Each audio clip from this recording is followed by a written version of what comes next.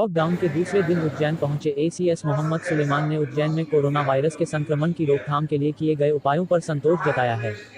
सोमवार को उज्जैन आकर उन्होंने अधिकारियों के साथ बैठक की और कोविड को लेकर स्थिति को समीक्षा की।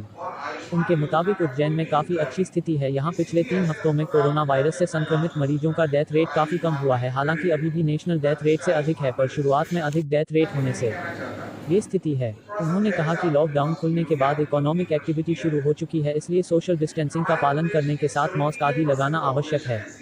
हालांकि उज्जैन में लोगों की ओर से इसका अच्छा रिस्पांस है। उन्होंने लोगों से अपील की कि अगर उन्हें कोरोना के लक्षण दिखाई दे रहे हैं तो वे बगैर डरे अस्पताल आएं और इलाज कराएं, क्योंकि शुरुआत होने पर रिकवरी रेट अधिक है। DVS Sengar, city channel Ujjain. Covid की वर्तमान स्थिति का आकलन करके देखा, खासतौर से इसलिए कि चूँकि अब इकोनॉमिक एक्टिविटी शुरू हो रही है, तो हमको इस बात की तैयारी करनी है कि अगर इकोनॉमिक एक्टिविटी बढ़ती है तो उसका क्या इम्पैक्ट आएगा। अभी दोनों ज़िलों में, इंदौर में और ख़ासतौर से उज्जैन में बड़े सकारात्मक ट्रेंड हैं। बहुत चीज़ें पहले के मुकाबले में बहुत बेहतर हो चुकी हैं। तो हम इस बात की तैयारी भी कर रहे हैं कि ऐसा जो हमारा ट्रेंड है ये चलता रहे, जनता में इस बात की अवेयरनेस आ जाए कि जैसे इकोनॉमिक एक्टिविटी बढ़नी है तो उनको खुद को अपनी सावधानी, जैसे आप सब लोग रख रहे हो, उनको भी अपनी सावधानी रखना चाहिए, जिससे वो वायरस के इन्फेक्शन से बच सकें।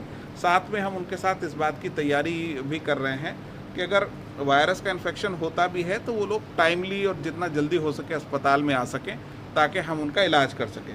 हमारा ये अनुभव है कि अगर पेशेंट जल्दी आइडेंटिफाई हो जाता है तो उसके चांसेस ऑफ सर्वाइवल 100% रहते हैं। लेट होने में दिक्कत होती है। सर, चूँकि अब कम्युनिटी ट्रांसफ़र चालू हो गया, पब्लिक ट्रांसपोर्ट चालू हो गए हैं, रेनी सीजन चालू होने वाला है, खास करके क्या सावधानियां बरतनी पड़ेंगी, क्योंकि अब ठंड और बारिश एक। आप बिल्कुल सही कह रहे हैं। जब बरसात का सीज़न आता है तब और भी कई तरह की बीमारियां होती हैं, बट कोविड के कॉन्टेक्स्ट में सावधानी बिल्कुल एक ही है।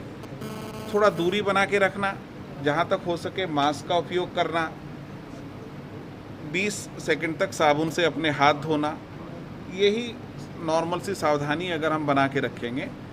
और एक जो जिसको कहते हैं सोशल रिस्पॉन्सिबिलिटी, मतलब अगर हमें कुछ इन्फेक्शन के चांसेस लग रहे हैं तो हम दूसरों को इन्फेक्शन लगाने के बजाय जितना जल्दी हो सके अस्पताल चले जाएं, ये अवेयरनेस हमको जनरेट करनी है। इसी के अलावा उसका और कोई तरीका है नहीं। सर, उज्जैन की मृत्यु दर की क्या स्थिति है?